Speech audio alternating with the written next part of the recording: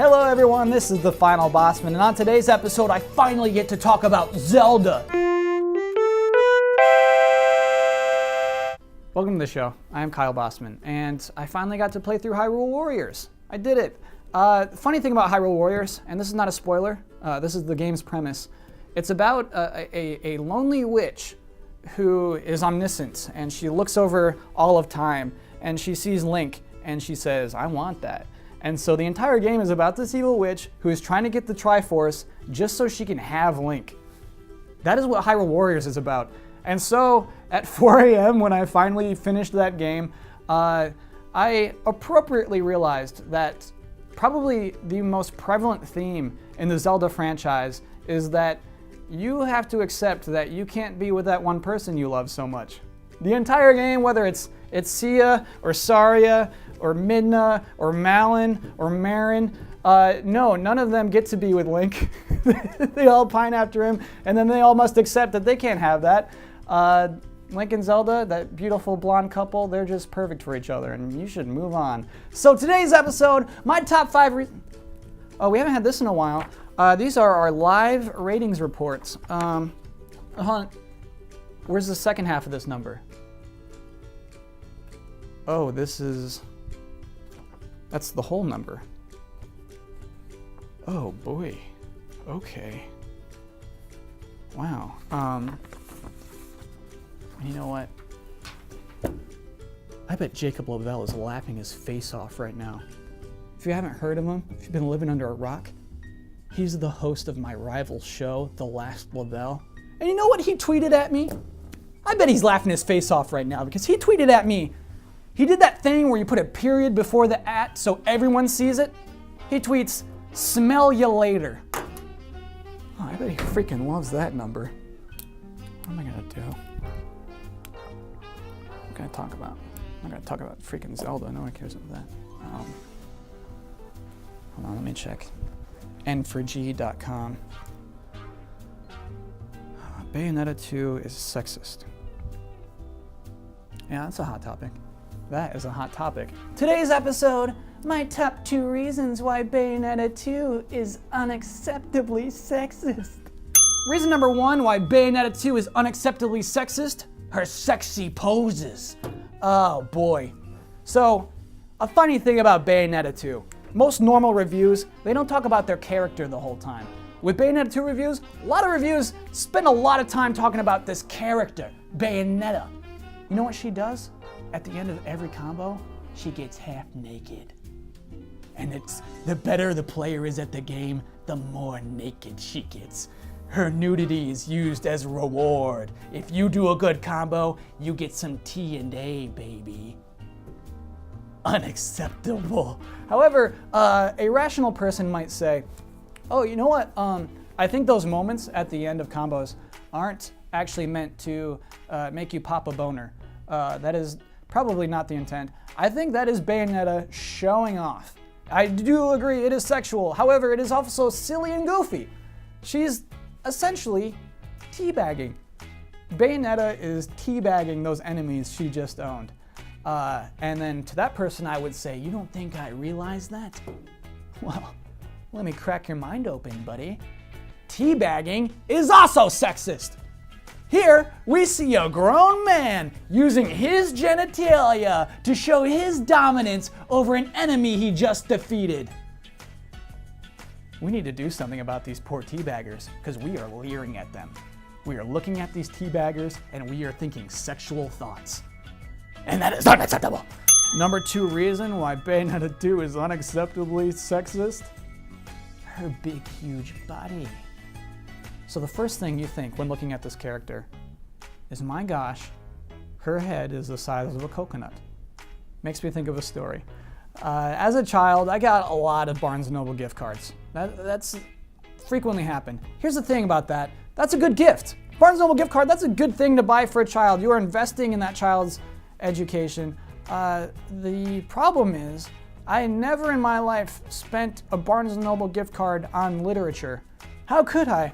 In a store full of books about what the insides of a Star Wars ship look like, and how to build a perfect paper airplane, and Final Fantasy art books.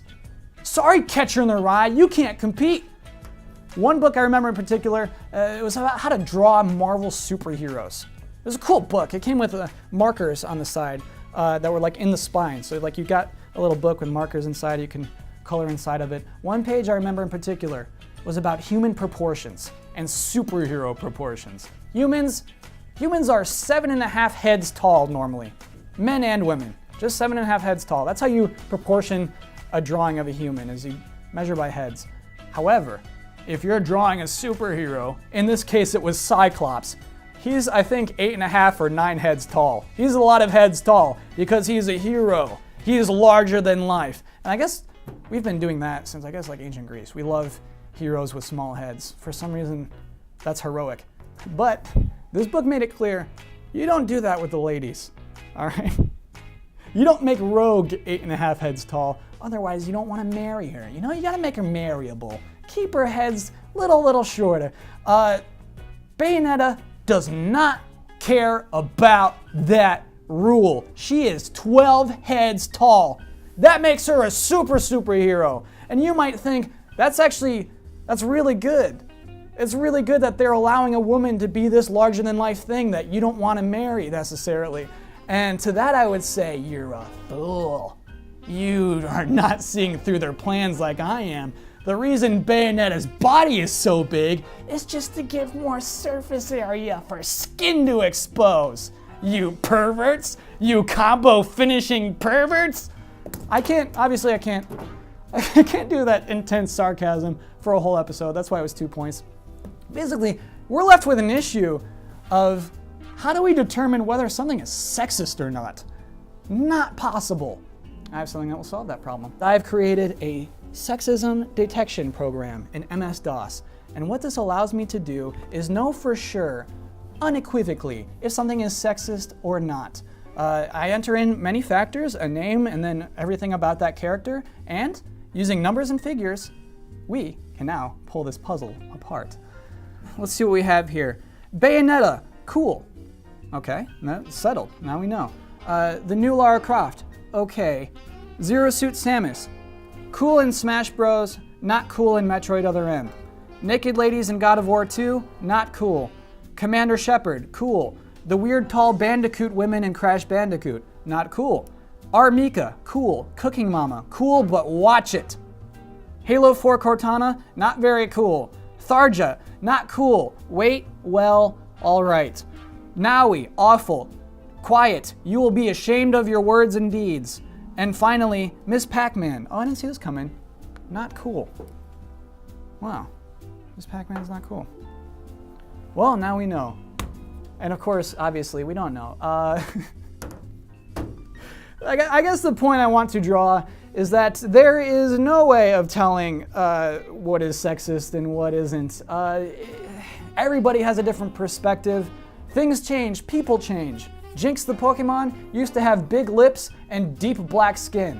Now it's purple skin. Is that an improvement? I don't know. But basically, I think Bayonetta is doing more good than harm. I think she's doing more to push femininity forward. I'm not gonna even redo that. Forward than anyone else in video games. If you feel differently, if you feel like she is sexist trash for perverts, I get you. I don't not understand that, but understand that I think we're both wrong. I think we're all wrong. Every human's wrong. Basically, there is sexism and racism and ageism in everything. That's present in every single thing, in every single person.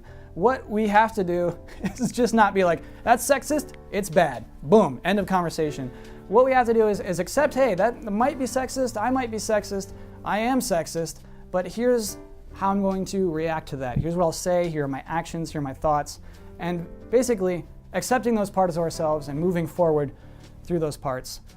I don't know, I mean, at the end of the day, here's what I know for sure. Groose is the best character in The Legend of Zelda.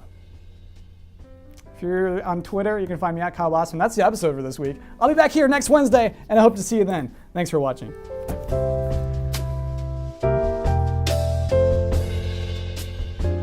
Hey everybody, I'm very excited right now to let you in on a little bit of the design process behind a video game I've been working on. It's titled Philip Dollarfield is even sexier than the princess. And after 3 years of development, I'm excited to announce that we are now in the character design phase of this game. And an exciting thing about character design is that there becomes a moment where you must actively decide how large your character's junk should be. And this is unique to video games. You think about books, you don't have to be specific about that kind of thing. You think about movies, you just work with whatever junk your actors got. However, in video games, there comes a moment where you have to decide right there how large or small your character's junk should be. You have to make that decision. And I mean, with Philip Dollarfield, our title character, hasn't been easy. I know what you're thinking. Well, bigger is sexier. Just make it as big as possible. Slide that meter all the way to the right. I get that. Here, I mean, you'll see option A. Here's what we went with. Not too huge, but pretty big junk. Yep. Obviously very sexy. However, some unforeseen issues arose when he was sitting down. We had clipping through the junk. You can't have that. So you'll see option B here. We reeled back a little bit. It's a little more moderate. Still very sexy, but attainable. This was well received among the staff. However, I wanted to try another thing. You'll see here, option C is square. And what square does is really raises a lot of mystery with Philip Dollarfield. What is his deal? What's in there? And so the player, when he or she sees this character, the player is thinking, I gotta know what's inside of that junk. And this raises attachment to that character and makes the character more desirable. You'll care more if this character dies if you want to know what's inside of his junk. So that's just a little insight into game development. Thanks for letting me share, and you can look forward to finding Philip Dollarfield is even sexier than the princess exclusively on the Xbox 360 in the second half of 2017.